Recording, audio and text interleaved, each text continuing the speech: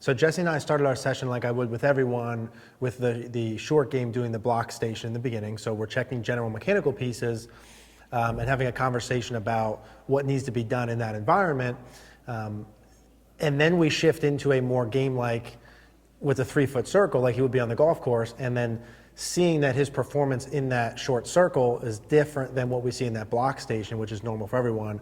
We need to start to have some conversations about why that is, why he's missing some of those putts, and then how we can adjust that for him. So putting big picture. How are we feeling? I'm going up to like 15, 20 foot putts, wanting to make them now. Okay.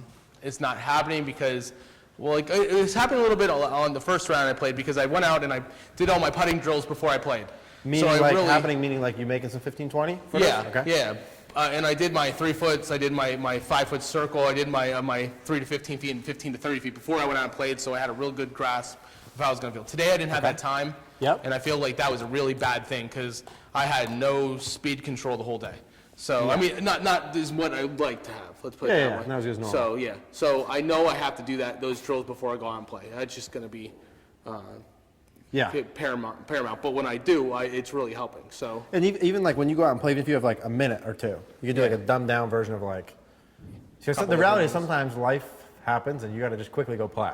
Yeah. But at the best that we can, if you can hit some practice, or even on like the first hole or two, kind of someone else's putt and maybe just to the edge of the green or something, just to kind of get started. Okay.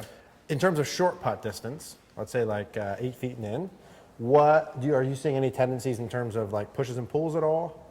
Feeling pretty good with that? No, I'm just looking at the ball, keeping it on the straight line, then starting it out on that. And then just going? Yep. Okay, cool. So why don't we do this first? Let me see. I'm going to throw you right into a game thing. We're going to hop over here. Okay. And let me see you do a little circle and go through your normal routines. Okay. And let me see how some of this looks.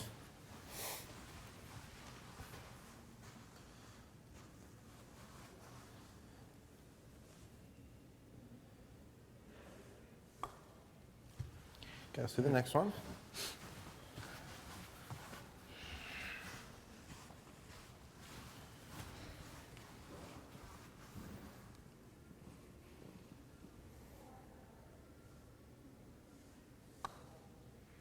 Okay, next one.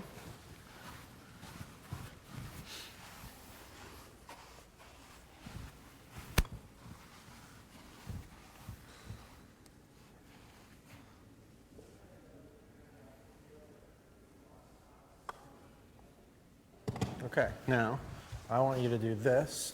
One more. Okay. Little circle.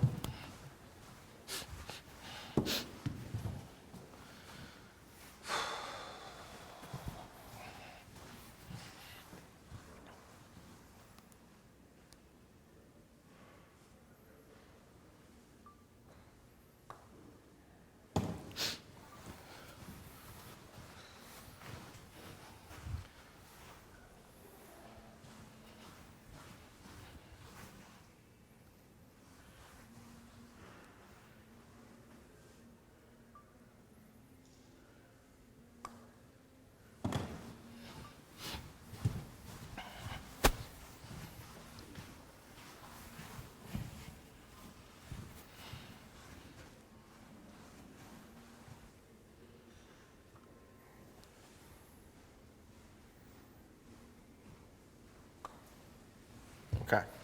Now, here's the deal. Okay. I don't care about the mechanical pieces at all, so long as you can do the skill stuff. Meaning, there's like 9 million different ways to set up to a putter, swing it, whatever. If you can start the ball on line you want all the time with good speed, right, it don't matter. If you can't, then it does matter, right? If you can't get the ball started on the line you want all the time, did you push or pull any of those putts?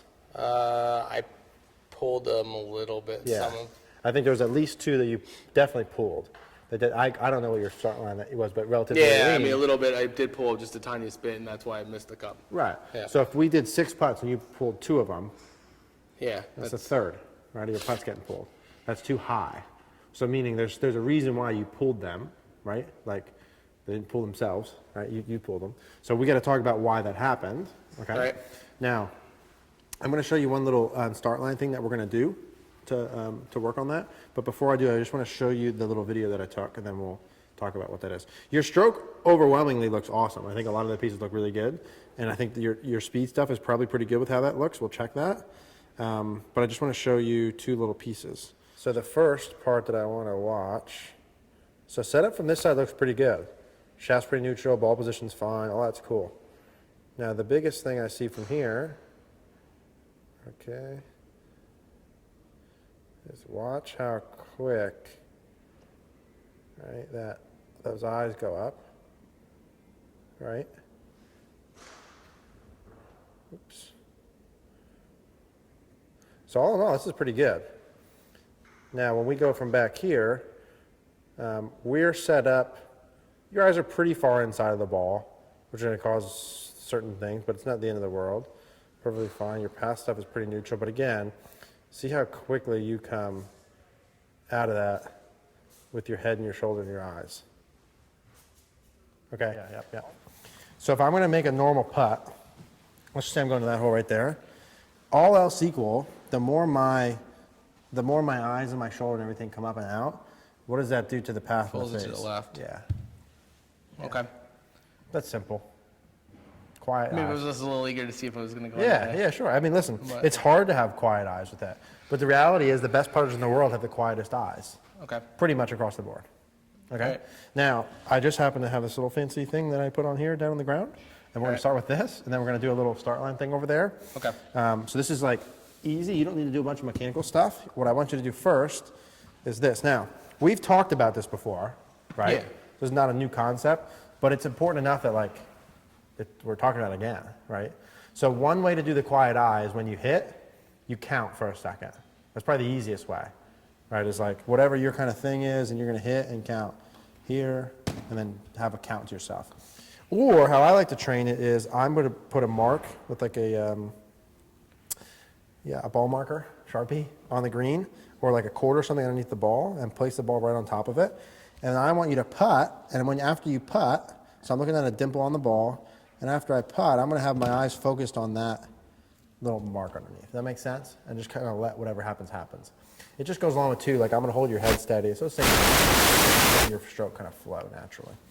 So let's get you hop in here. I'm going to put this underneath here. This is good news stuff. You don't need like any overhauls. You've done awesome with your mechanical stuff.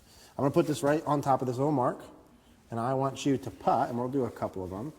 And I want you to keep your eyes focused on that red dot after you're done, okay? Mm-hmm.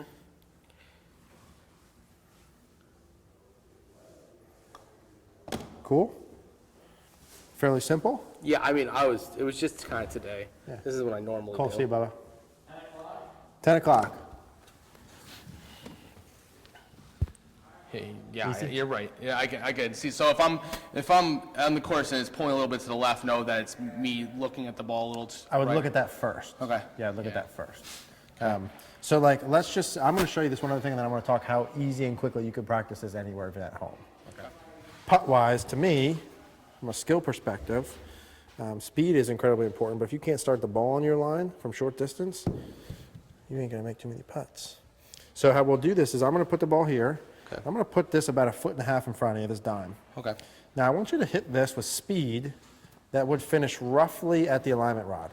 All right. This isn't a speed drill, so the speed doesn't need to be perfect, but I want the speed to finish roughly at the alignment rod. Now, if you can hit the dime from 1.5 feet, your ability to control the club face is good enough that your start line is good enough for you to make putts, okay, at that distance, if you can hit it. Okay. Your margin of error will be good enough to make putts. Now, what I want you to do as you hit these is I do want you to hit and keep your eyes quiet underneath that ball as you go, okay? Right. So let's go ahead and run through this one time first. And I want you to just kind of play with it for a minute and roll the ball over that dime with speed that would go to the stick. So your focus should be much more on the dime than the stick. And let's just see how good we do with this. So that was beautiful. A little more juice, but that was good.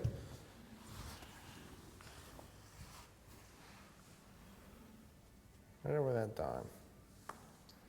Beautiful. So you know what's nice about the dime here too? You can hear it. Yeah. So you don't have to it's look. quiet right? here, man. Okay. Yeah. Same thing.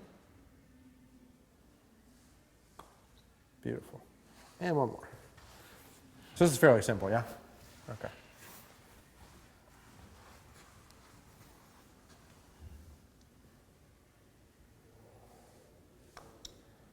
Okay. So let's, at home, right? If you put a ball here, put a coin under it, or mark something with a Sharpie, if that's okay, you won't get in trouble for that. And put something underneath it, something, and you put a dime 1.5 feet in front of you, you could hit putts like this to a wall or some object like this. And if you did this like 5 or 10 every day when you woke up or when you got home before you went to sleep, something like this, your eyes would be very quiet and you'd be able to start the ball in line very well. Awesome. You agree with that? Yeah. Like if you did 5 to 10 a day for the next couple of months, Okay. would you be pretty good at that? Yes. For sure. You'd be like super good at it. You'd be like an expert. Yeah? Yep. That makes sense? That's simple. Your stroke stuff's fine. Okay? We don't need to adjust anything else until you have a bigger sample size. Then we can talk more about it. But this is part 1. Then we got to go into, like, when we go back outside, is do some more of the short putting stuff where we're marking a tee for your aim point, playing out with different speeds, that kind of stuff. That make sense? Yep.